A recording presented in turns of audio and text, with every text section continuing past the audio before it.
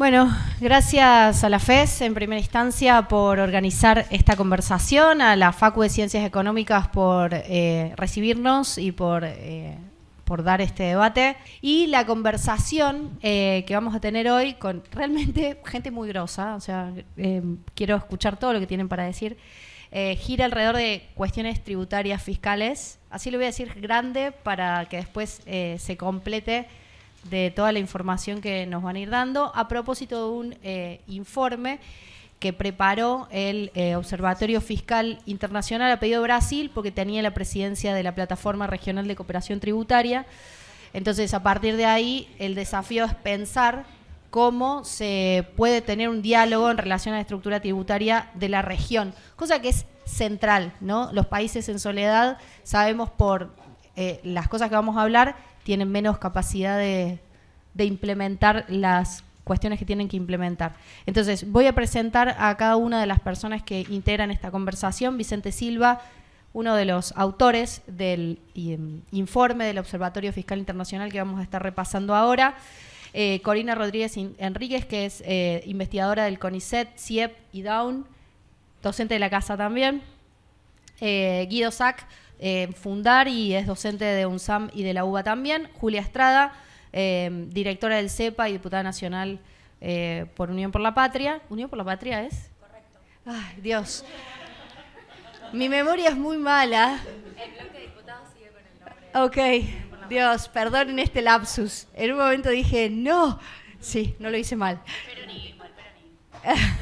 Y los hice reír, eso garpa. Y al final tenemos, porque está al final de todo, pobre, quedó el último, Javier Curcio, que es investigador académico de esta casa, IEP, UBA, también de CONICET, así que todas personas que tienen mucha información para compartirnos. Lo primero que voy a hacer es, a propósito que esta conversación se inicia en los hallazgos del Observatorio Fiscal Internacional, quiero dar un ejemplo concreto. El fundador de PayPal, que está en Argentina, Peter Thiel, es el fundador de California Business Roundtable, que ustedes dirán, wow, qué nombre. Sí, son todos los ricachones que quieren básicamente no pagar ni un solo impuesto, porque dicen que son confiscatorios. En 1999... tenía un fondo de pensión que tenía alrededor de $2.000, hoy tiene alrededor de 5 billions. Se estima que el fondo de pensión promedio, digamos, esa cuenta específica, tiene $40.000 en promedio en los que usan esas formas de ahorro para su jubilación en Estados Unidos. Él tiene 5 billions, o sea, 125.000 veces más de lo que tiene el promedio. ¿Cómo hace? No pagando impuestos y derivando y usando esos vehículos de inversión a su favor. Bueno, esos son los mecanismos que tenemos que encontrar, o esos son los análisis que tenemos que encontrar para justamente poner esto en discusión. Y con esto, digamos, con este pie, quiero preguntarte en los datos del informe. O sea, cuando ustedes estuvieron haciendo un análisis, encontraron que hay una estructura muy desigual en la región, que somos la segunda región más desigual del planeta, y quiero que me cuentes cuáles son esos números que nos va a quedar en la cabeza y decimos, no puede ser, no te creo que esto sea de esta manera. Bueno, gracias por la pregunta, por la invitación también. Algo que muestra el informe que es bien... O sea, yo creo que hay una combinación que es bien tóxica para la democracia, que básicamente consiste en que hoy día tenemos niveles de desigualdad que son gigantescos, y no solamente niveles de desigualdad altos, sino que elevada concentración en la cima. O sea, ahí ha aumentado mucho la desigualdad. Gente que está concentrando, muy poca gente que está concentrando mucho. Eso pasa a nivel global, pero también pasa en América Latina. Entonces, a nivel global, por ejemplo, tenemos que en 1987 más o menos, hace unos años, el 0.001% de la población concentraba alrededor del 3% del PIB. Ya. Hoy día es 17%. O sea, 3.000 personas concentran el 17% del PIB. Eso es un montón. ¿A nivel global? A nivel global. 3.000 multimillonarios o 1.000 millonarios concentran ese porcentaje. Ahora, si uno mira los datos en América Latina, no estamos mejor que eso. O sea, si nos vamos al año 2000, por ejemplo, lo que vemos es que la fortuna de los 1.000 millonarios en su conjunto era alrededor de unos 100.000 millones de dólares. Hoy día esos son 700.000 millones de dólares. O sea, un incremento por 6 básicamente. Y si miramos los números de Argentina, no son mucho mayores, no son mucho mejores, digamos. O sea, si uno mira los últimos 20 años de Argentina, 2005 para adelante, por ejemplo, la fortuna de los 1.000 millonarios ha crecido un 900%. O sea, de 2.000 millones de dólares hoy día a 20.000 millones de dólares. Ese es un tema. Alta desigualdad, alta concentración en la cima. Y además, por datos, hoy día sabemos que los más ricos están pagando proporcionalmente menos que el resto. En América Latina, en general, el 50% más pobre pagan más impuestos que el 1% más rico, y dentro del 1% es más pronunciado todavía. O sea, generalmente pagan la mitad que el resto. Entonces la pregunta es cómo podemos solucionar ese problema, como cuál es la manera más efectiva de solucionarlo. Y ahí nosotros proponemos el impuesto mínimo sobre la riqueza, de patrimonios por sobre 100 millones de dólares. Acá es donde tenemos que compartir el micrófono. Lo que te digo es para. Son datos generales, ¿no? Cómo cuando empezamos a desagregar y a abrir esos datos, ¿qué más podemos decir de esas estructuras de desigualdad en relación a la distribución y a la concentración? Bueno, hola a todos y gracias a quienes armaron este encuentro, a darnos esta posibilidad de conversar. Y también me sumo a mi ley, cumplir la ley. Respondiendo a tu pregunta muy específicamente, y yendo a lo que es el foco de este informe y de esta propuesta de un impuesto mínimo a la riqueza, yo sumaría que esos 1.000 millonarios, que son poquita gente, son hombres y son blancos. Creo que algo que es importante sumar a nuestras conversaciones sobre la regresividad tributaria y cómo podemos revertirla, tiene que ver con las dimensiones de la interseccionalidad, ¿no? No es solamente una cuestión de desigualdad socioeconómica, es también una cuestión de desigualdad de género, de desigualdad racial. Creo que es importante esta discusión, no solamente porque, como dijo aquí el compañero, las sociedades latinoamericanas y Argentina dan cuenta de esta enorme desigualdad, sino también porque estamos convencidas y convencidos que las políticas tributarias son un instrumento potente de redistribución. Y esto creo que es necesario resaltarlo, también por la batalla narrativa e ideológica en la que estamos metidas, ¿no? Creo que es importante hoy resaltar esta capacidad que tienen los sistemas tributarios para redistribuir aquello que en realidad deberíamos cambiar de raíz. O sea, lo primero que tendríamos que atender es la capacidad del sistema para generar estos 1.000 millonarios, ¿no?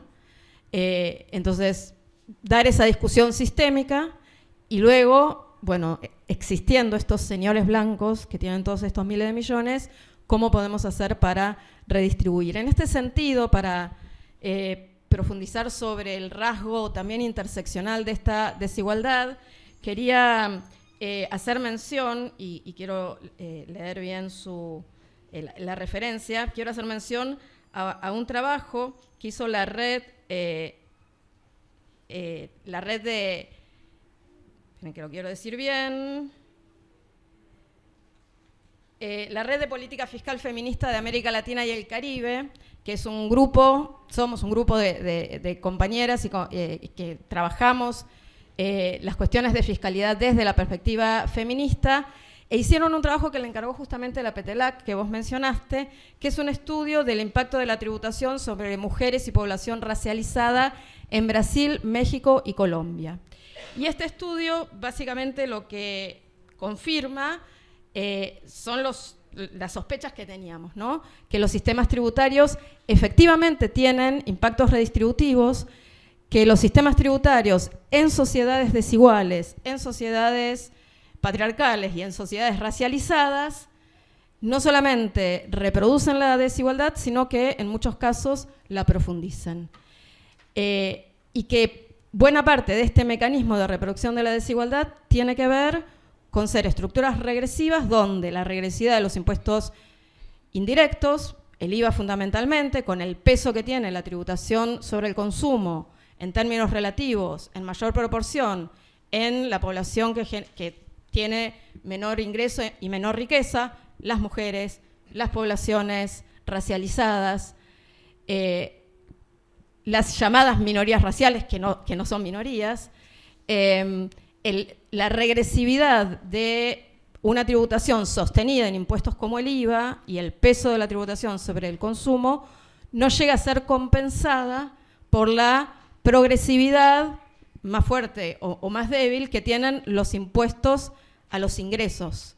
En parte porque los impuestos a los ingresos en nuestra región tratan de manera diferencial a los ingresos personales provenientes del trabajo que los ingresos personales provenientes de rentas y sobre todo a las ganancias de capital, a las rentas financieras.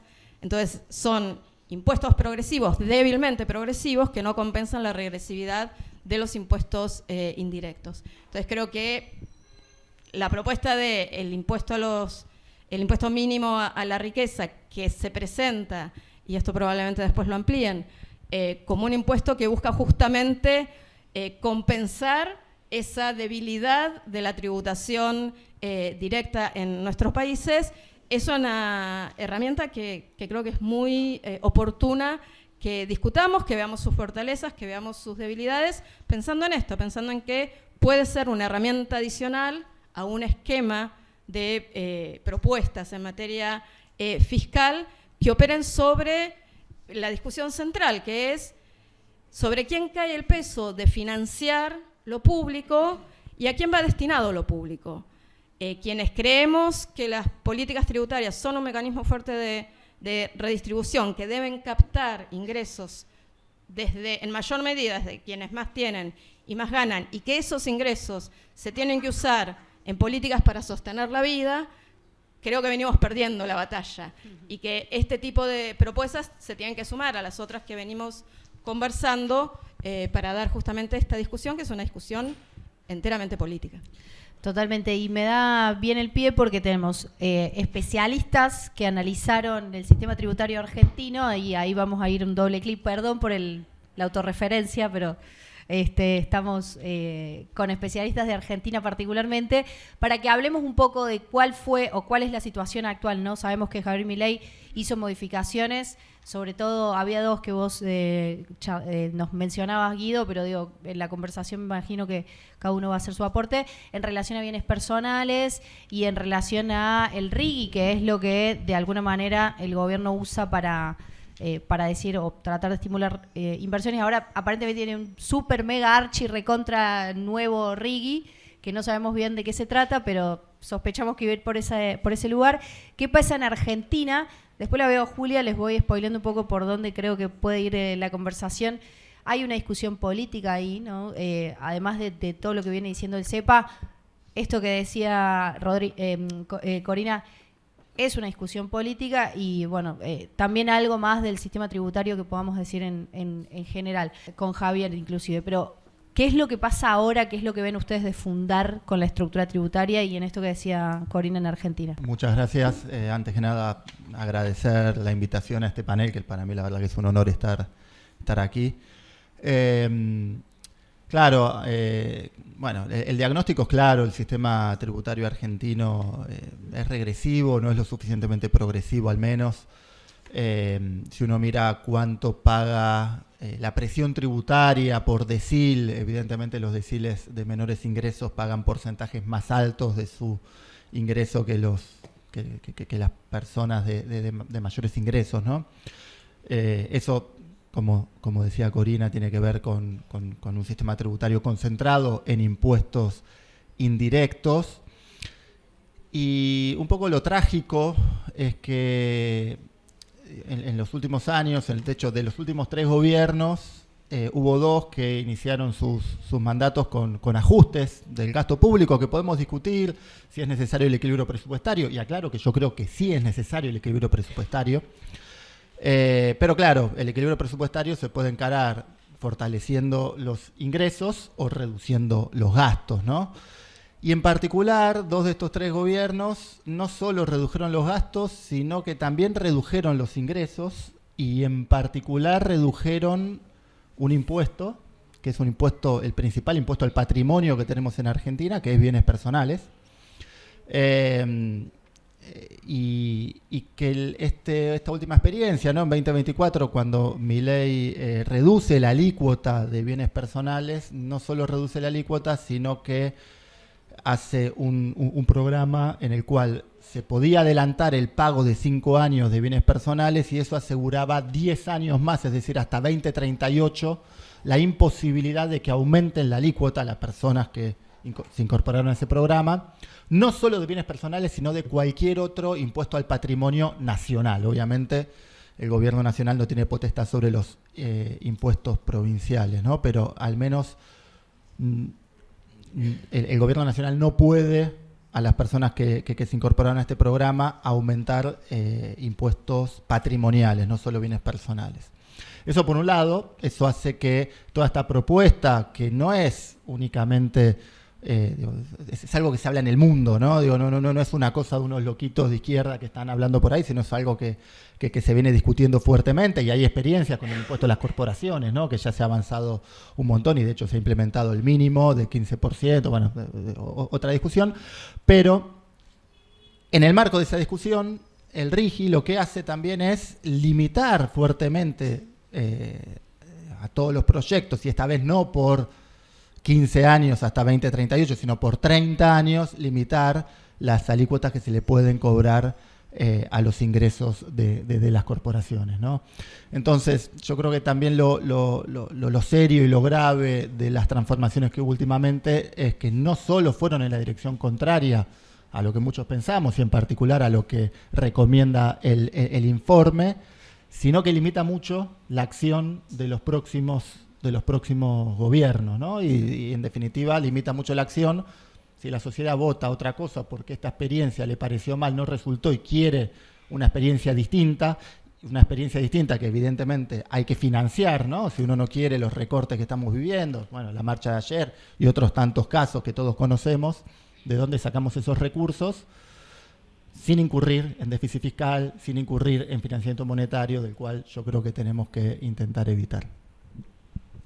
Suponiendo que obviamente la importancia que tiene todo el posicionamiento político que seguramente va a plantear Julia, me parecía importante... Más cerca del micrófono. Perdón.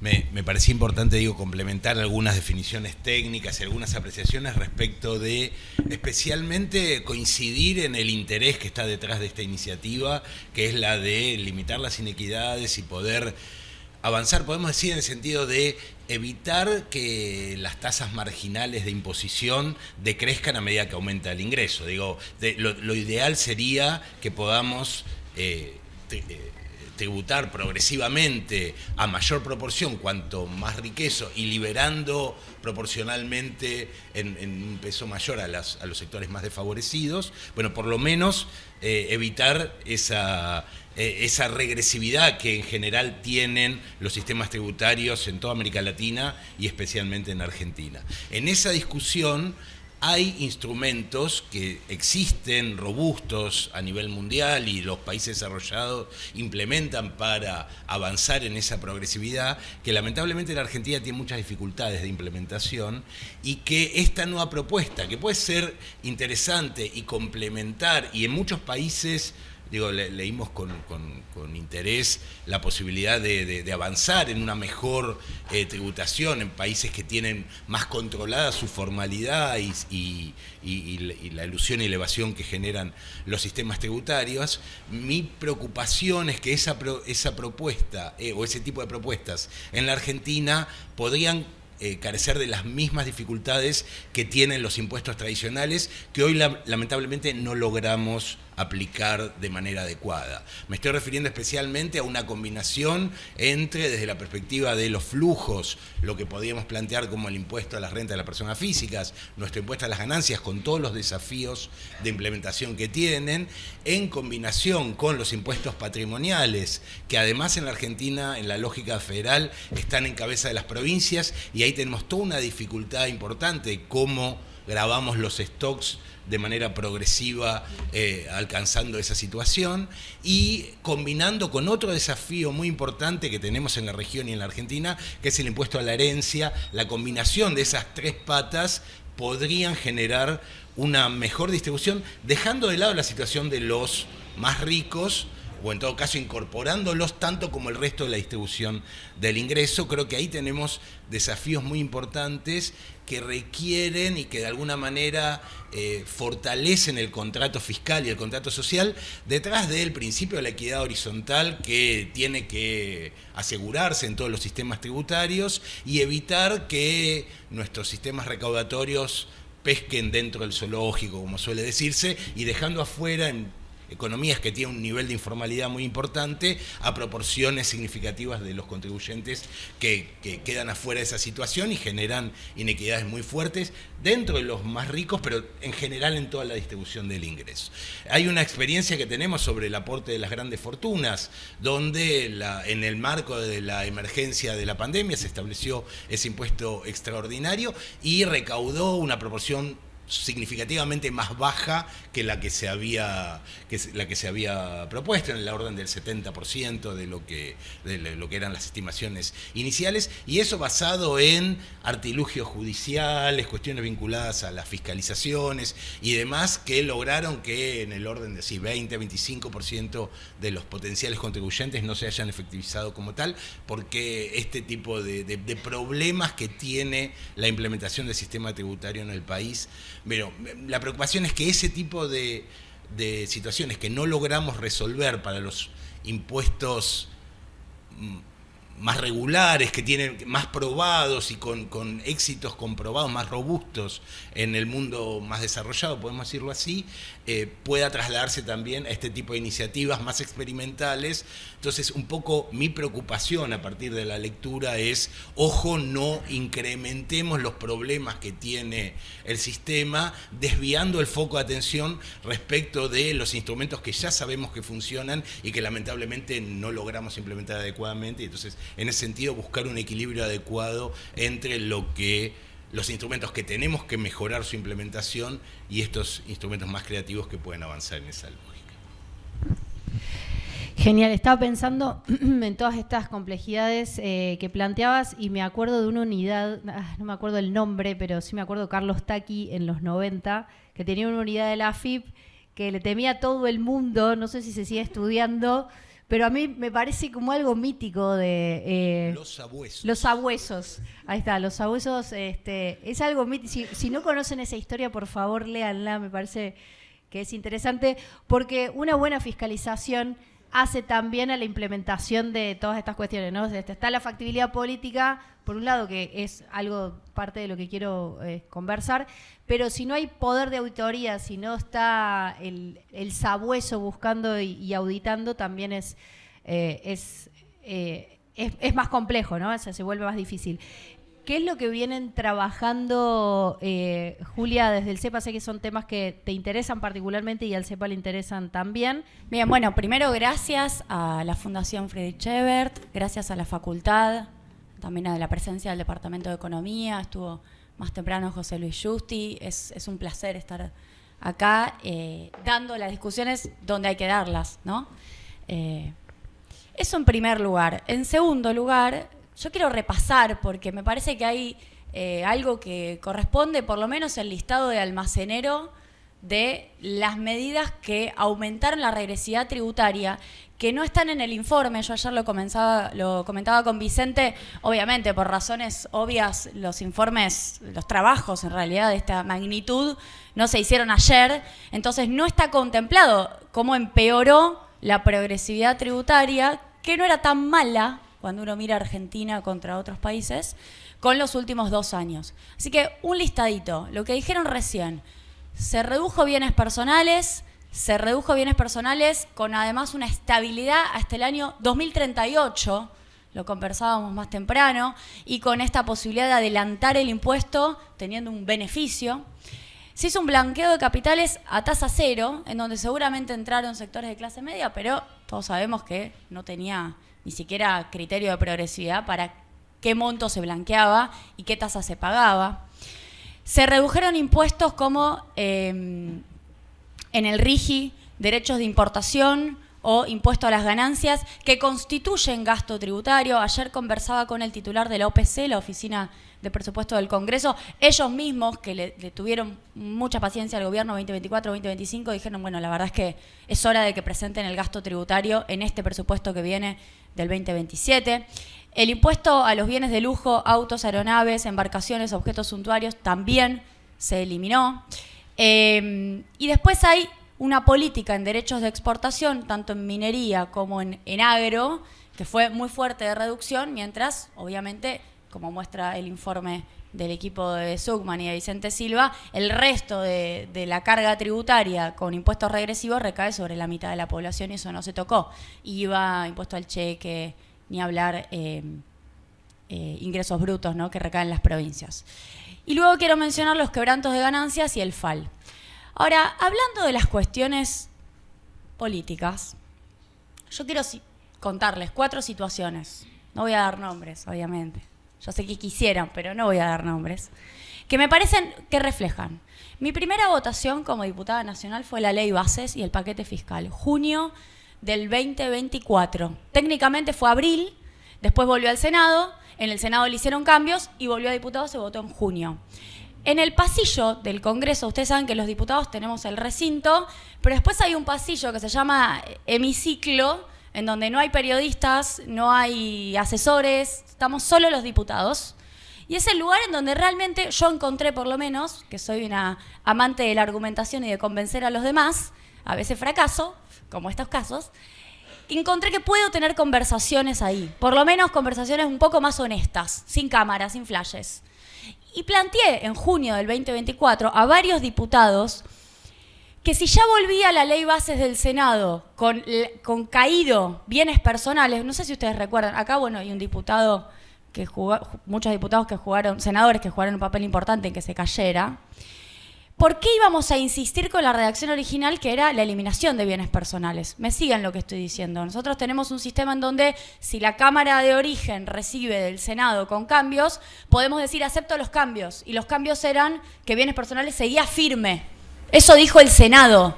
Entonces yo hice un mano a mano con por lo menos 20 diputados de lo que sería el centro, distintos bloques que no son Unión por la Patria, ni tampoco es el bloque de la Libertad Avanza, ni tampoco es el PRO. Hagan sus adivinaciones.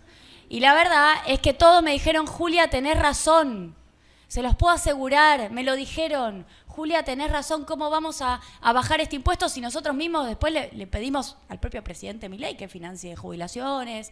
Ya estaba la discusión de jubilaciones presente, de hecho. Fueron y votaron que había que bajar bienes personales. Después de decirme eso a mí. Y no es un tema personal, es un tema político. Hay intereses muchísimo más fuertes, muchísimo más condicionantes que la palabra, evidentemente. Entonces, imagínate vos. Segundo tema, FAL, Fondo de Asistencia Laboral, que se votó ahora en la reforma laboral, que una parte de la contribución que va a la seguridad social se usa para financiar indemnizaciones. Diputados en los pasillos del Congreso diciéndome, esto es un escándalo. ¿Cómo vamos después a pedir aumento de jubilaciones si estamos autorizando que 4.000 millones de dólares se usen para financiar despidos? Fueron y votaron a favor. Hasta hay un caso de una diputada que lloró, se puso a llorar, diciendo que no le gustaba la reforma laboral que tenía el FAL, pero que le iba a acompañar.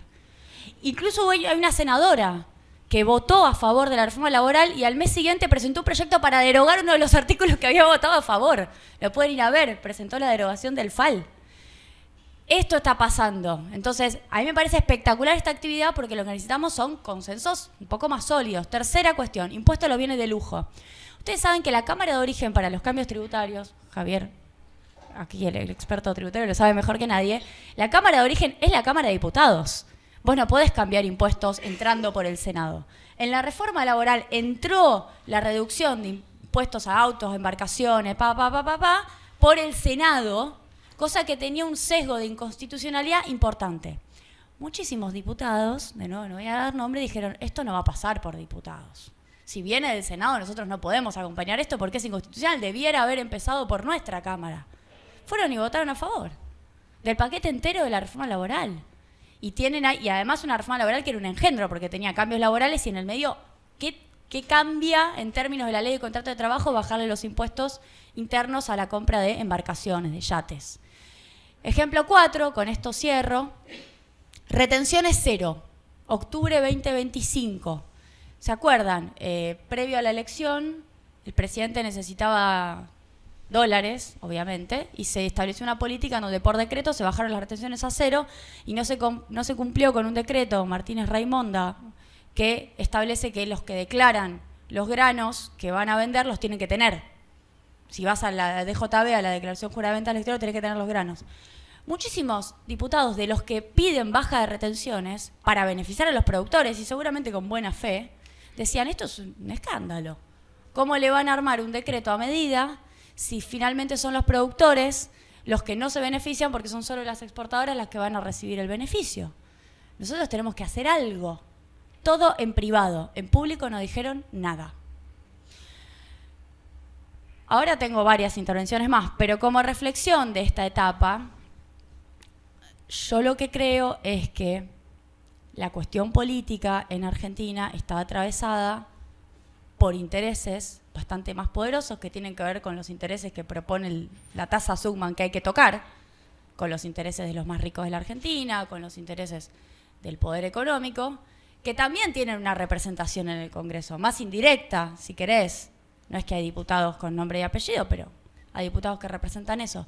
Y si al mismo tiempo se contribuye a construir una estigmatización, como está pasando hace ya mucho tiempo, y con Milei más que nunca, en contra del espacio político que más ha discutido la progresividad tributaria, que fue el peronismo, porque el aporte extraordinario de grandes fortunas, que me parece muy bien la referencia que hace Javier, se impulsó en un tiempo y en un lugar. Fue un proyecto de Máximo Kirchner en el año 2021, después de la pandemia, acompañado por el presidente, impulsado también por el presidente de la Comisión de Presupuesto y Hacienda, que fue Carlos Heller, gran diputado nacional, presidente de un banco cooperativo. Ahora, esas medidas concretas significan costos políticos y costos personales. Si un diputado quisiera ir 5 minutos al piso de La Nación Más, o a una buena entrevista en un streaming de Infobae, o a que lo traten bien en algún medio o en la prensa gráfica y no le digan que, por ejemplo, es corrupto aunque no lo sea, y lo más probable es que no vaya al recinto y pida que los ricos paguen más. El precio de avalar la estigmatización es entregar la agenda de transformación también. Y esto es lo que yo diría que empecemos a discutir, porque, por último, yo le decía a Vicente ayer, creo que muchos desde el discurso te van a acompañar, Vicente. Creo que muchos van a decir que la progresividad tributaria está buenísima y que es lo que hay que hacer, pero que la hagan en España, no sé, que la haga Sánchez. Acá, y es muy, no sé. ¿Por qué? Porque se pagan precios concretos, no porque te quieran mentir, ni porque sean malas personas, no hay una cuestión de bondad o maldad, no hay ideología. Hay precios concretos que se pagan por tener estas discusiones políticas concretas.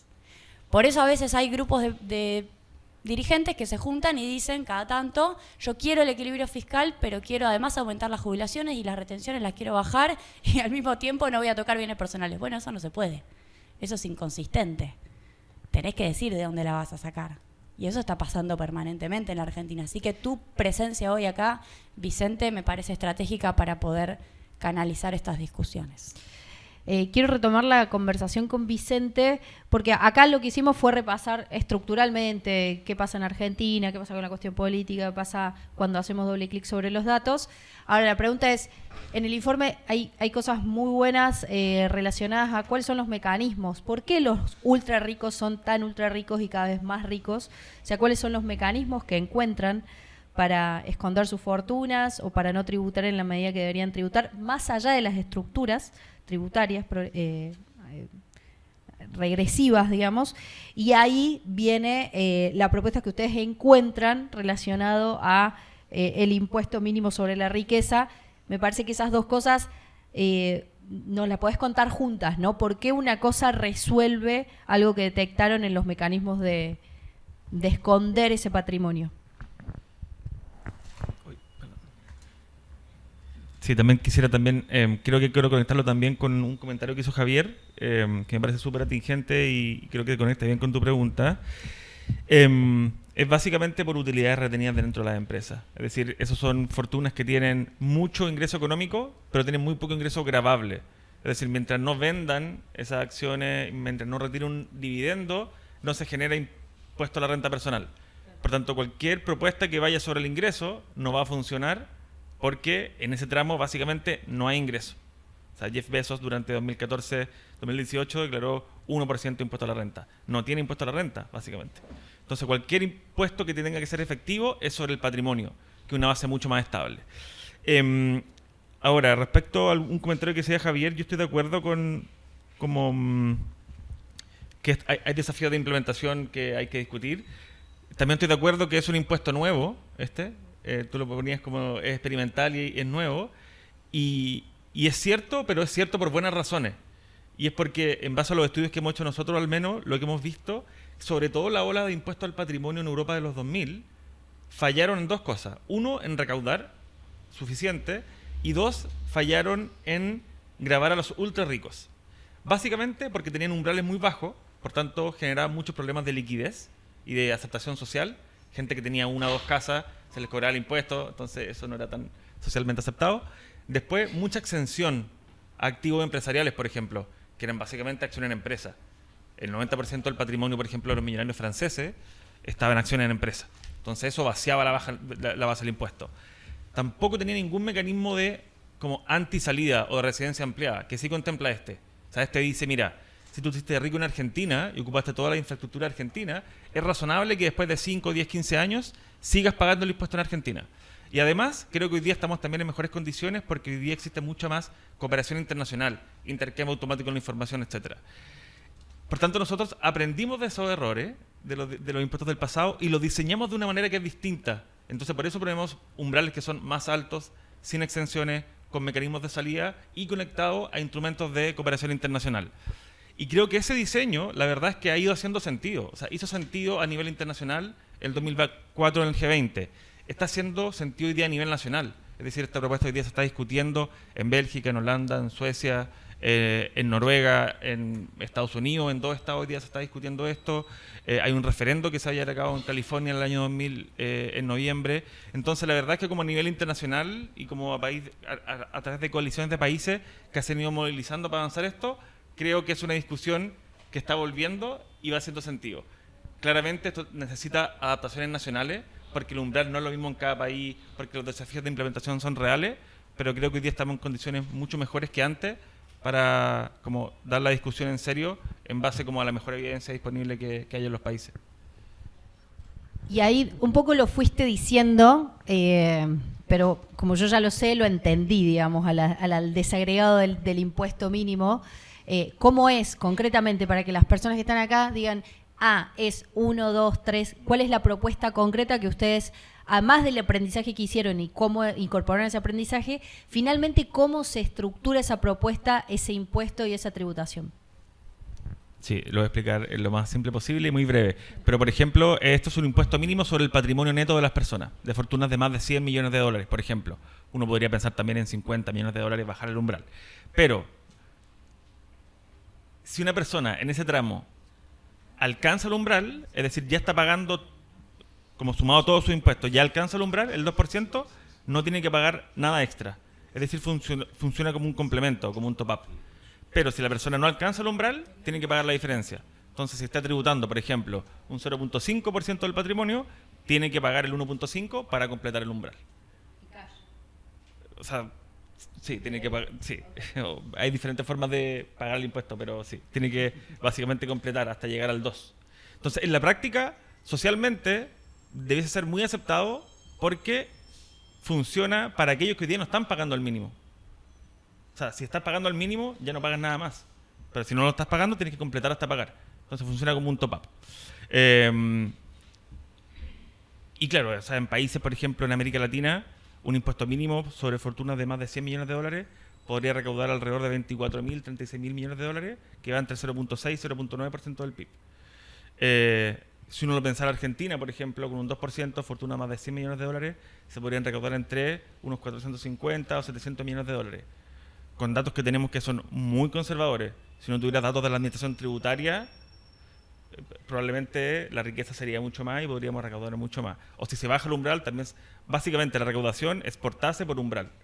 Y por obviamente estimación como acertada sobre la riqueza que hay. Patrimonio neto, básicamente. Se cuentan todos los impuestos que una persona ya paga y se descuentan para el cómputo final. Ahora, por ejemplo, si uno hiciera el ejercicio de los 5.000 millonarios que hay en Argentina hoy día, que tienen una fortuna total de unos 20.000 millones de dólares, si uno le pusiera un 2% a esa fortuna, uno podría cubrir, yo creo, alrededor del 65% del presupuesto de la UVA anual, por ejemplo. Eso yo creo que es bien concreto de cuánto es en financiamiento. O sea, es un impuesto a 5 personas. Entonces tiene como efectos sociales que son bien concretos, medibles, y que básicamente ayudan a ir recuperando la justicia tributaria. ¿Qué anotabas? Perdón que sea tan chusma, pero soy periodista y creo que algo se te movió ahí en las reflexiones. No, anotaba algo que tengo que comprar para no olvidarme. No, mentira. Mentira. No, anoté algo que quería no olvidar de reaccionar de lo que dijeron aquí mis compañeros de mesa. Una es esta argumentación que se escucha mucho, ¿no? No conseguimos que funcione bien lo que tenemos, ¿para qué vamos a traer algo nuevo, mucho quilombo? Bueno, yo creo que lo nuevo, como lo explicaba Vicente, puede venir a corregir algo de lo que no funciona bien, pero también puede hacer explícito, ¿no? ¿Por qué no funciona bien? Lo que no funciona bien. Entonces creo que el que no funciona lo que tenemos no debería obstruir a discutir nuevas posibilidades y nuevas alternativas. También se planteaba, bueno, este gobierno ha dejado desafíos potentes para quien venga después. Bueno, y acá hablo como feminista, ¿no? Si nos hubiéramos quedado quietas frente a los desafíos, hoy las mujeres no votaríamos, hoy no tendríamos aborto legal. Y yo también recuerdo, al inicio de esta gestión, no va a poder hacer nada. Todo lo que hizo y nos compromete al futuro. Entonces, a mí el argumento de los desafíos que nos dejan me parece un argumento que hay que rebatir y tendremos sí que ser hiperimaginativos, convocar a los mejores juristas, constitucionalistas o a los tramposos que nos puedan ayudar, pero tiene que haber una forma de superar esos desafíos con creatividad, como la creatividad que hemos tenido las feministas para dar batallas que hace no tanto tiempo parecían imposibles. Y Julia nos comentaba, desde la experiencia propia, ¿no? de los costos personales que pueden tener representantes del pueblo que deciden llevar adelante ciertas iniciativas. Bueno, yo creo que tenemos que trabajar para que el único costo que le preocupe a quienes representan al pueblo sea traicionar a ese pueblo, no que no nos traten bien en La Nación Más o en un streaming. Lo que necesitamos entonces, me parece, es algo que con los compañeros del ETFE estamos intentando hacer ya hace varios años, que es generar insumos para una discusión que nos permita plantear la necesidad de otro pacto fiscal, de otro pacto social, porque esta discusión, la de la necesidad de mayor progresividad de nuestro sistema tributario, no es una discusión que traigan las clases populares en Argentina.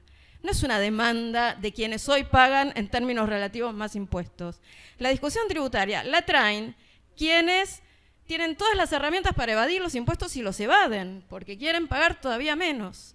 Entonces, me parece que el gran desafío que tenemos es generar una conciencia social sobre cuál es la situación y tomar todas las alternativas posibles que existan para poner en la mesa y discutir cuáles son técnicamente posibles, cuáles son políticamente posibles y generar las condiciones para que sean técnica y políticamente posibles. Las feministas siempre somos de armas tomar, así que banco la moción, se aprueba, porque yo lo digo igual. Les digo a quienes están escuchando que en algunos minutitos voy a abrir a que hagan preguntas si tienen ganas. Así que vayan pensando, váyanse anotando cosas que vayan escuchando que les interese hablar con quienes están sentados aquí.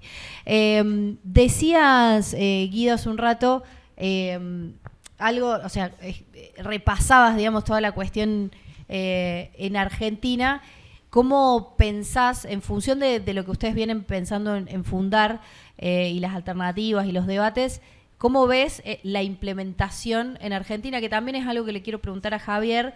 ¿Cómo llevamos la implementación en Argentina? ¿Cuáles son los desafíos que ves a nivel local? Y obviamente después a Julia le va a tocar, además de eso, ¿cómo va la discusión política alrededor de esto? Porque ya que tenemos una diputada, aprovechamos su conocimiento de la Cámara, que no es menor, el conocimiento que tiene. Así que, ¿cómo ves los desafíos de implementación de una cosa como esta propuesta, digamos, en Argentina? Bueno, es una gran pregunta, ¿no? Porque en Argentina tenemos dos particularidades. Una es que, en buena medida, producto del desfinanciamiento, el sector público ha perdido capacidades. Eso se ve en que en Argentina de pronto cobramos impuestos que son más distorsivos, son impuestos peores, pero que son más fáciles de recaudar. ¿Por qué cobramos eso? Y bueno, porque no tenemos desde el sector público la capacidad de pronto para cobrar impuestos menos distorsivos. El ejemplo es cobrar retenciones en lugar de un adicional de impuesto a las ganancias a los sectores que extraen recursos del suelo, por ejemplo, o el impuesto a créditos y débitos, que claramente fomenta la informalidad, ¿no? ¿Por qué cobramos esos impuestos si no impuestos que sean menos distorsivos? Y por otro lado tenemos la complejidad de que somos un país federal y que en particular, como decía Javier recién, los impuestos al patrimonio constitucionalmente son provinciales, que bueno, que en parte están tan delegadas las potestades al gobierno nacional, y por eso hay impuestos al patrimonio como bienes personales que son nacionales y otros impuestos al patrimonio como inmobiliario o automotores que son provinciales. Entonces, ¿cómo hacemos con toda esta complejidad? Nosotros desde Fundar, una de las patas, de los pilares principales de nuestra propuesta tributaria es crear un organismo, una nueva institucionalidad tributaria federal que englobe algunas instituciones que existen actualmente, pero que finalmente lo que importa es una buena coordinación entre los diferentes niveles de gobierno. Para poner un ejemplo, las valuaciones fiscales de los inmuebles es irrisoria en Argentina, ¿no? Entonces, ¿cómo vamos nosotros a pensar en cobrar a los 100 millonarios, ¿no? Como planteaba recién Vicente, si hay muchos 100 millonarios que no identificamos que son 100 millonarios porque sus propiedades están valuadas mucho más bajo de lo que realmente cuestan en el mercado? De hecho, es una de las cuestiones, que señalan en el informe la evaluación o la valoración de esos activos, ¿no? Ustedes encontraron eso como un desafío también. Sí, de todas maneras es un desafío. Ahora creo que hoy día estamos en mucho mejores condiciones de valorizar activos. Es decir, la mitad de la fortuna, de las grandes fortunas, del patrimonio de las grandes fortunas, básicamente están acciones en empresas, y eso se cotiza en bolsa todos los días, por tanto valor de mercado. La otra mitad es un poquito más difícil porque están en holdings, estructuras más fiduciarias. Está más distribuida esa riqueza en diferentes estructuras, que es más difícil verla. En ese caso, lo que proponemos es comparación por observable, básicamente, que es un mecanismo que hoy día se desarrolla en operaciones de fusiones, adquisiciones, litigio de herencia, etcétera, que es decir, cuánto cuesta una empresa similar en el mercado y asignarla a eso. Eso se hace mucho en Europa con múltiplos observables. También hay procedimientos simplificados que hoy día se están llevando a cabo en Suecia, por tanto, como mecanismos de valoración existen. Claro, a ver, y estamos hablando de empresas, ¿no? Digo que quizás es un poco más escurridizo que una propiedad, que está ahí, vas, la tocas, la visitas. Claro. Y que, bueno, que obviamente si no está puesta en el mercado y no tiene valor, seguramente haya en el mismo barrio alguna propiedad de un valor similar.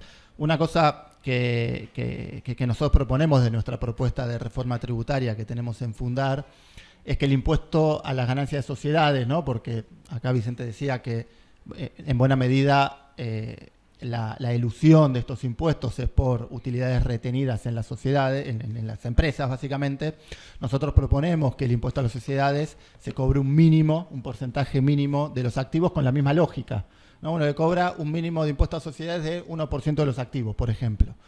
Si el impuesto a las sociedades te da ya pagar ese 1% o más, ya está, pagaste lo que te correspondía. Si te da menos, se paga la diferencia, tiene la misma lógica. Entonces, obviamente, nuestra propuesta de reforma tributaria, si bien está publicada, no está tallada en piedra, con lo cual todos estos aportes nos vienen muy bien como para seguir pensándola y que complementa muy bien. Y después quiero hacer un comentario aparte muy, muy breve, que a mí me llamó mucho la atención del informe, que me parece que derriba un mito grande que tenemos, que es que muestran que cuando se cobra a las grandes fortunas, el traslado de la residencia fiscal de esa persona es muy baja.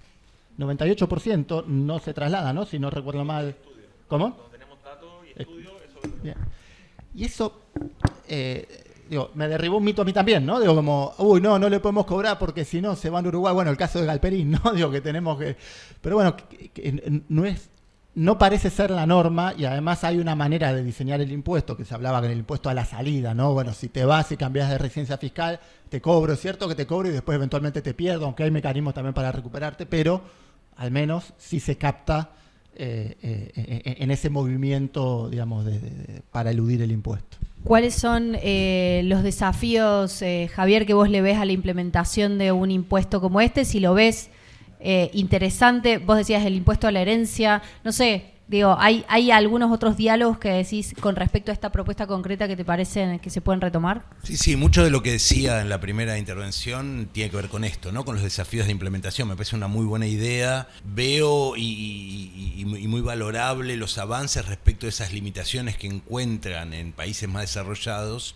Mi preocupación, y totalmente abierto a las reformas, a la creatividad, y totalmente proactivo, un poco en línea con lo que decía Corina, y aprendiendo de todas estas experiencias, movimiento feminista, etcétera. Creo que tenemos que buscar toda la creatividad posible, pero con el cuidado de evitar efectos adversos que podrían tener estas situaciones, en el sentido de reforzar los problemas que hoy tiene el sistema tributario. Y en ese sentido, el problema de la informalidad que mencionaba, ahí Maxi, que es un amigo de aquellas épocas en la DENIAF, en los 90, me hacía acordar que además de los sabuesos, había una brigada especial que eran los intocables. Los intocables, decía yo, okay. Los sabuesos creo que es una cosa más general y los intocables sea la brigada específica. Digo, ahí, y las nuevas tecnologías permiten una mejor fiscalización, y creo que ahí tenemos todo un desafío importante en los impuestos tradicionales y también en cualquiera de estas medidas innovativas que podamos incorporar. Creo que, y trayendo también especialmente a esta cuestión de la coordinación y la articulación en nuestro federalismo, son desafíos muy difíciles de implementar en el medio de nuestra crisis, la dificultad para sostener procesos de crecimiento sostenible. Tenemos que conseguir un sistema que al mismo tiempo maximice la equidad, minimice las distorsiones y refuerce el contrato social en un montón de restricciones donde, lo que se dijo antes, bienes personales está bloqueado hasta 2038, tenemos un RIGI, el anuncio de un super ultra RIGI, y todo eso con exenciones impositivas que van orientadas a estos sectores sobre los que queremos apuntar en esa progresividad. Yo creo que en eso el desafío es muy complejo. Tenemos una situación donde yo empezaría por buscar aplicar estas mejores fiscalizaciones, estas mejoras en la administración tributaria, estos ajustes en el diseño de los impuestos tradicionales que logren que tengamos un impuesto sobre la renta de personas físicas mejor adecuado a los que tenemos ahora, con mejor articulación con el impuesto a las ganancias de sociedades, en una mejor articulación con estas evaluaciones fiscales que son un disparate en Argentina y que tienen todos unos incentivos puestos en el sentido de que las provincias tienen muchas dificultades para actualizar esas evaluaciones y hay múltiples desafíos en ese sentido. Bueno, digo, bienvenido a este piso, bienvenido también a otro punto que no había enfatizado antes, que es el de la residencia ampliada. Creo que ahí, y tenemos varios casos paradigmáticos en la Argentina de estas fluctuaciones de las bases imponibles que hay que también lograr contener. Y bueno, en ese en esa gran ensalada, una más de todas las que nos complican en la cuestión fiscal. Tenemos que lograr surfear las mejores soluciones, y eso, una vez más, requiere de diálogo, requiere de concertación, requiere de sentarse a trabajar juntos en espacios, y lamentablemente, y también uniendo, si quieren, no había hecho ninguna referencia a la marcha de ayer y a la discusión de la universidad con el sector público nacional, creo que requiere cambiar la lógica con la que se organiza la política fiscal y la política pública desde el gobierno nacional, y es parte de lo que también estamos propiciando. Yo creo que también Argentina tiene un muy buen ejemplo reciente, que es el impuesto a grandes fortunas del tiempo de la pandemia. Que yo creo que de repente, no sé, me imagino que acá en Argentina lo tienen bien estudiado y bien socializado. No sé cuánto eso también se conoce tan bien afuera, porque yo creo que es una experiencia que primero recaudó, segundo se gastó bien, digamos, tuvo efectos específicos como en el recuperamiento de barrios, en otros tipos de obras de infraestructura, y eso yo creo que también va derrumbando el mito de que las administraciones tributarias no tienen las capacidades suficientes para fiscalizar, etcétera. Y eso yo creo que es un ejemplo que no pueden decir muchos países que han tenido impuesto al patrimonio anteriormente. Entonces yo creo que tomar esa experiencia y poder escalarla un poco, yo creo que en ese sentido Argentina está, yo creo que un paso adelantado respecto a otros países de América Latina para implementar una cuestión así. No me lo esperaba. ¿Julia? Estoy de acuerdo con todo. ¿Está mal? No, está muy No, bien. estoy un poco de acuerdo con cada uno. Hemos construido consensos. Quiero meterme en algunas cuestiones técnicas que en la primera intervención las dejé pasar, que creo que son una agenda de trabajo y que despacho abierto para reunirnos. Yo me reuní con Guido también y no hablamos específicamente de lo tributario, pero sí le propuse que trabajemos simplificación tributaria. Y lo mismo Javier, las precisiones técnicas que acabas de hacer. Me hice un listado para no olvidarme. Nosotros tenemos un problema de bases agujereadas, como se suele decir, porque los países latinoamericanos, ¿no?, los países del sur, tenemos ese desafío. Entonces, cada vez que queremos grabar a los ricos no necesariamente tributan acá. Bueno, sí, hay que hacer al mismo tiempo ese trabajo, que tampoco es que se resuelve desde una sencilla administración tributaria eficiente, porque hay un fenómeno que es global. Bien. El tema del valor fiscal me parece muy importante. Entiendo, bueno, recién veía a Vero Grondona, entiendo que en algún momento lo habían intentado abordar. Esa agenda que para mí es impostergable. El problema del dumping fiscal, que es un problema a nivel global. Si lo hace un solo país, obviamente se van al de al lado. Y el gran ejemplo que acaban de poner de Uruguay, efectivamente fue así. Cuando se implementó Grandes Fortunas, yo me acuerdo de los titulares de empresarios que iban apareciendo diciendo, bueno, me voy a Uruguay. Ok, me quieren cobrar, me voy a Uruguay. Y en su momento la administradora de la AFIP, Marcó del Pont, me acuerdo que dijo, bueno, vayan. Y vamos a ver si efectivamente pueden comprobar que la residencia fiscal fue trasladada. Y eso, recién lo hablaba más temprano con Vero, en general lo perdieron en los juicios. Efectivamente, judicializaron de 12.500, 2.500 no quisieron pagar y el 80% judicializó, pero no ganó. De hecho, quedan abiertas, si no me equivoco, no sé, no tengo el dato fino, pero entre 200 causas y 300 causas sobre 2.500. El resto, además, fue luego embargado, porque la FIP avanzó cumpliendo.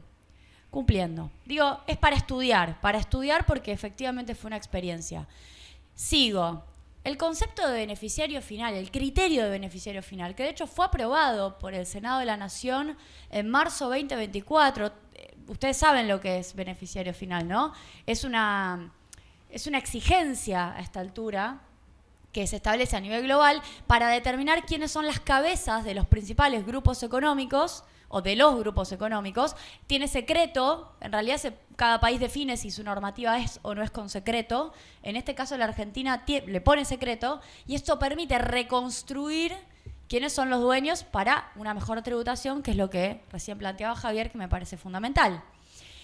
El tema, bueno, el ministro Caputo lo sabe muy bien, el dólar colchón, que ya van 2 iniciativas para intentar. La primera, el blanqueo, le salió bastante bien, luego intentaron dólar colchón. Nosotros tenemos una historia que es distinta al resto de América Latina, que es la de la economía bimonetaria. Esto se aborda junto con las discusiones tributarias, porque si no es de manera aislada.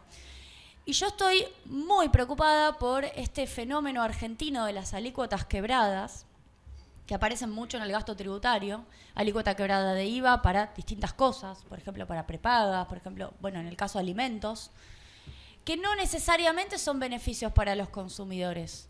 Y yo creo que deberíamos revisar integralmente, casi como borrón y cuenta nueva, qué conviene. Yo prefiero toda la vida el compre sin IVA. Prefiero devolverle al que le tengo que devolver, hacerlo específico, segmentado, porque conozco sus ingresos y además que lo vea. Porque tenemos un problema con el concepto de salario indirecto. No se valora, no se entiende como tal. Nos pasa en la misma universidad, que están los propios docentes, digo, es un servicio público, ¿no?, diciendo lo que ganan para que los estudiantes lo sepan. Bueno, en el caso de los gastos tributarios que no se ven como transferencias directas que te hace el Estado, pero que finalmente son transferencias que te hace el Estado, yo creo que tenemos un problema de índole político. Sí. Así que diría que también hay que revisar, además de también lo que dijo Guido, que me parece importante. 2 cosas para plantear para adelante, o 3. Regla fiscal con progresividad tributaria. Yo creo que la Argentina tiene que proponerse una regla fiscal intertemporal, más parecida a lo que hizo Lula.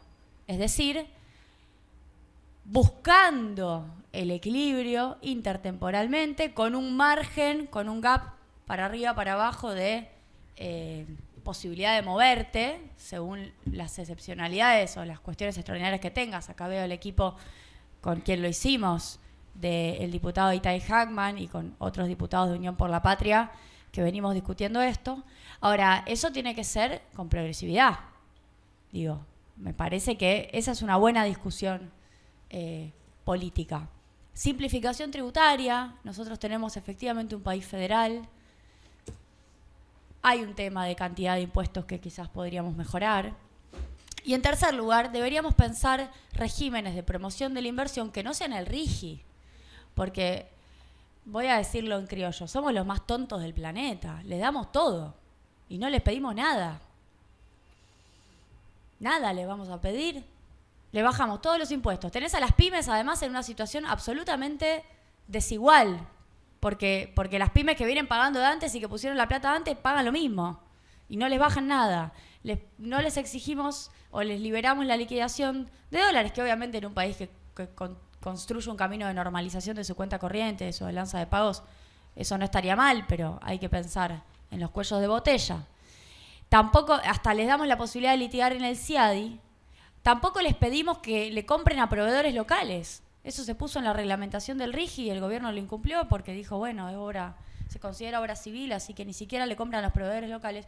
Bueno, me parece que también desde nuestra parte, el peronismo, el progresismo, nos debemos una propuesta sobre regímenes de inversión que efectivamente hagan concesiones, porque claro que las concesiones, la zanahoria tiene que estar, pero que exista cambio, transferencia tecnológica, aumento exportador con, obviamente, ingreso de dólares, creación de empleo y trabajo local, en principio. Podría seguir mencionando, en principio. Y que eso sea demostrable. Con esto cierro. Debo ser la única diputada que presentó un proyecto de transparencia de gasto tributario y de regímenes de promoción industrial. Lo digo porque el presidente se encarga de decir que todos los empresarios son empresarios y roban. Como Álvarez con la UBA y con el resto de las universidades. Todos curros por todos lados, pero no pueden demostrar. Bueno, yo sí quiero hacer más eficiente al Estado. Yo sí quiero. Y quiero saber para qué sirvieron algunos regímenes. Por ejemplo, el régimen de bienes de capital, que le da un bono todos los años, le daba, ya lo eliminó, a las empresas metalmecánicas. Quiero saber cómo sirvió, si existe desde el 2002. Muéstrenme cuántos puestos de trabajo se generaron. Le digo a los empresarios que quizás tengo más afinidad ideológica, muéstrenme cuántos puestos de trabajo se generaron, cuánto hicieron de transferencia tecnológica, qué están fabricando, qué están haciendo, ¿no? Cómo se encadena productivamente. A mí me parece, y yo sé que termino con cuestiones quizás más de índole productiva, pero todo tiene que ver con todo, como dice Cristina, había que mencionarla, porque los costos no son solamente los 5 minutos del piso del Infobae donde te maltratan, los costos es que te pueden meter en cana. Esto es así. Pasa en Argentina. Siendo inocente. Bueno.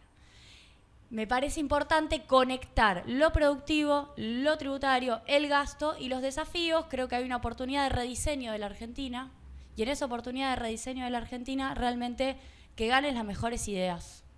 No me interesa de dónde vienen, que ganen las mejores ideas que nos permitan reducir la desigualdad, como dice el equipo de Zuckman.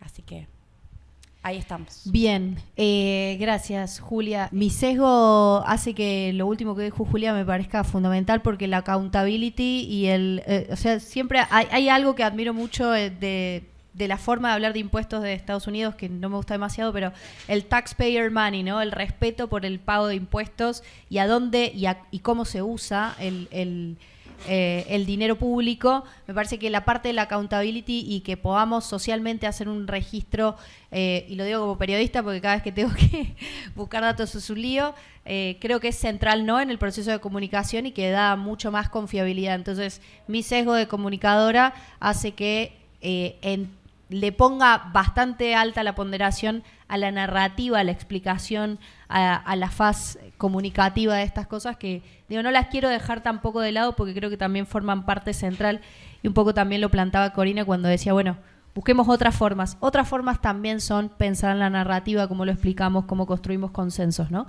Digo, me parece muy interesante todo el debate y de hecho muchas más preguntas que respuestas, y es parte de lo que tenemos que resolver, y creo que es bueno el aporte que pudimos sobre que pudimos avanzar en esta lógica. Rescato 2 o 3 cositas. Por un lado, toda la discusión que decía Alejandro respecto de la economía política, de la tributación y especialmente la tributación a nivel subnacional.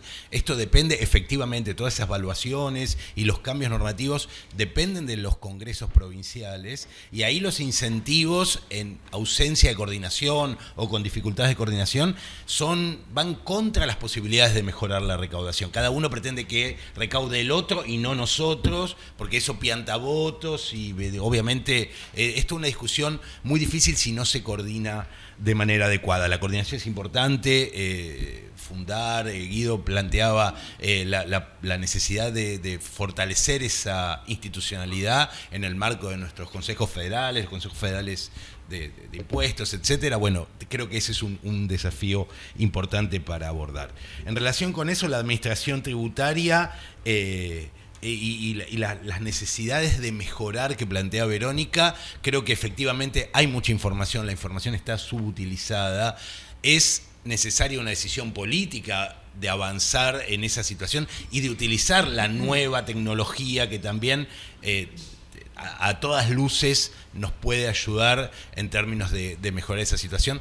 Eso requiere un consenso social, requiere un acuerdo con un contrato detrás de eso, para lo cual también el diseño de la tributación tiene que afinarse, porque así como está, y parte de esto es lo que planteaba de cazar dentro del corral o este tipo de discusiones, si no planteamos bien esas situaciones,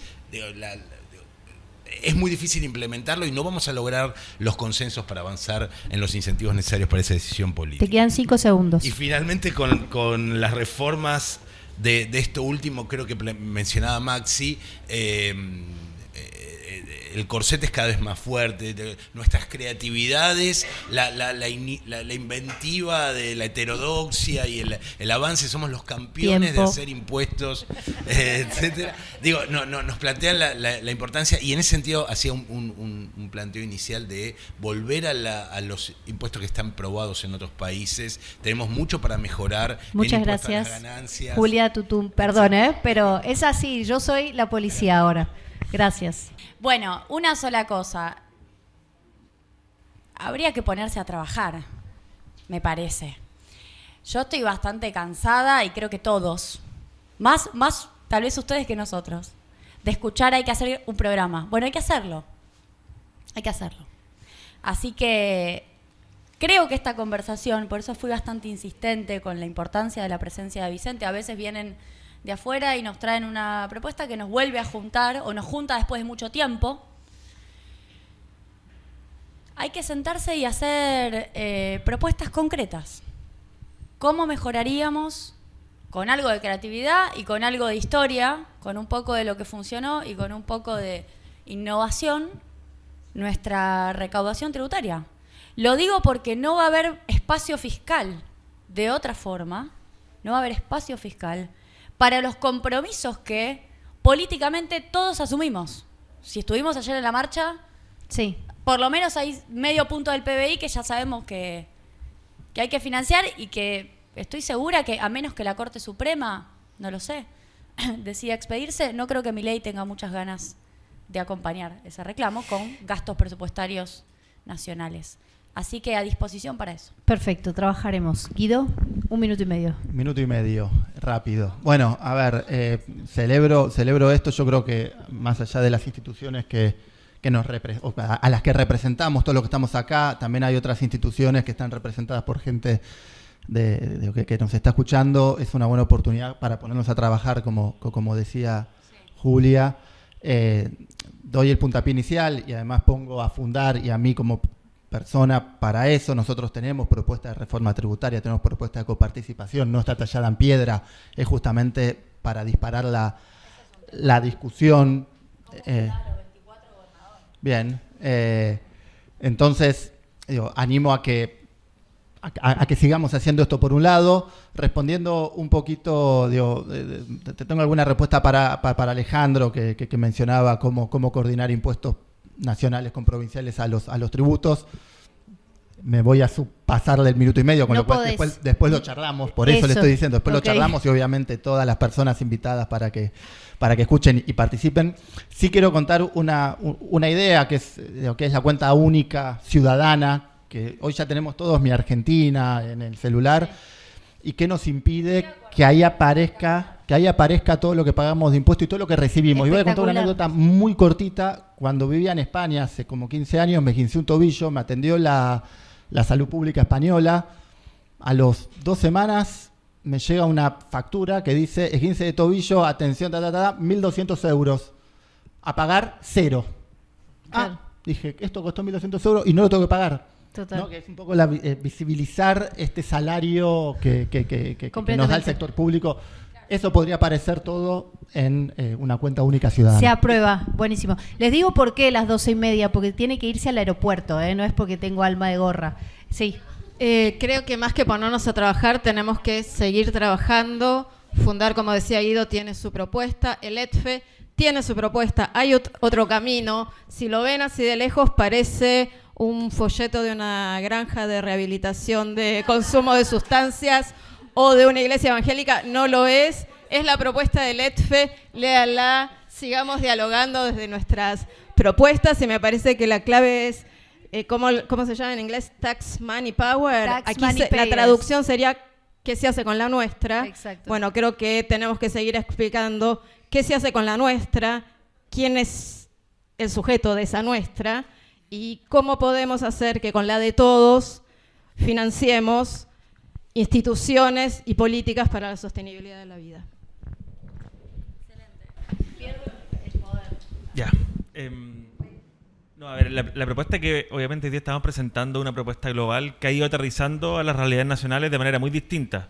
Entonces yo creo que escuchar hoy día esta conversación acá con diferentes perspectivas, cuáles son los desafíos de implementación, cuáles son las oportunidades, es súper valioso y cada país sabrá qué hacer con esto. Como decíamos antes, en Europa ya al menos 8 países lo están considerando. En Barcelona, hace unas 3 semanas, más de 22 países se comprometieron a avanzar esta agenda, por tanto ya está avanzando por ahí, pero no solamente en Europa, sino que también en América Latina. Es decir, cuando presentamos este informe, Claudia Sheinbaum de México públicamente se comprometió a considerar esta propuesta. En Chile, ahora yo estuve la semana pasada en Chile. Generalmente el progresismo, desde los partidos políticos, son centros de estudios, también estaban bien entusiasmados con la propuesta. Estuve en Uruguay ahora, con los sindicatos del PIT-CNT, que es una sindical de más de 400.000 trabajadores, más grupos de académicos. Ellos están empujando su propia propuesta, pero veíamos esta propuesta como algo complementario. Por tanto, en diferentes lugares estoy agarrando diferentes tipos de atracciones. Y yo concuerdo con Corina que al final creo que este es un desafío mucho más de voluntad política que técnico. Los temas técnicos creo que los podemos resolver. Bueno, no lo puedo creer. 12:31, gracias. Impresionante.